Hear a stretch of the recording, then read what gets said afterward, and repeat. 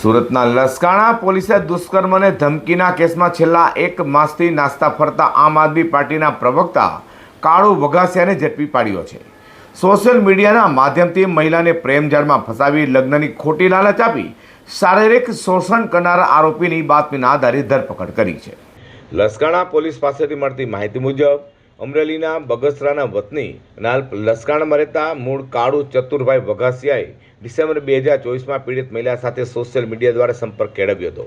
પોતાની રાજકીય ઓળખ અને મીઠી વાતોથી તેને મહિલાનો વિશ્વાસ જીત્યો હતો। શરૂઆતમાં મિત્રતા કેળવ્યા બાદ કાળુએ મહિલા સાથે નિકટતા વધારી હતી। આરોપી કાળુએ મહિલાને એવું કહીને વિશ્વાસમાં લીધી હતી કે તેની પત્ની સાથે તેને બનતું નથી અને તે લાંબા સમયથી પિયરમાં રહે છે। પોતે ટૂંક સમયમાં પત્નીને છૂટાછેડા આપી મહિલા સાથે લગ્ન કરી લેશે તે લાલચ આપી તેને પ્રેમજાળમાં ફસાવી હતી।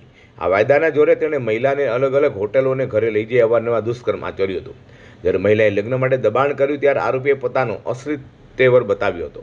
તેને લગ્ન કરવાનો સાફ ઇનકાર કરી મહિલા તેના દીકરાને જાનથી મારી નાખવાની ધમકી આપી હતી। એટલું જ નહીં, આરોપીએ પોલીસ ફરિયાદ ન કરવા માટે દબાણ કરતા ધમકી આપી હતી કે જો તું ફરિયાદ કરી તો હું તુષાર ગેલાણીની જેમ જ મરી જઈશ અને તારું જીવવું અઘરું કરી નાખીશ। જેથી ગત તારીખ 10મી એપ્રિલના રોજ લસકાણા પોલીસ સ્ટેશનમાં મહિલાએ ફરિયાદ કરી હતી। ત્યારથી આરોપી ફરાર હતો। લસકાણા પોલીસની ટીમે ભીમણ સોસ અને ટેકનિકલ વર્કઆઉટ દ્વારા આરોપી કાળુ વઘાસિયાને ડાયમંડનગર સર્વિસ રોડ પાસે હોવાની બાતમી મેળવી હતી। તેને દબોચી લઈ તેની વિરુદ્ધ કાયદેસરની કાર્યવાહી ધરી છે।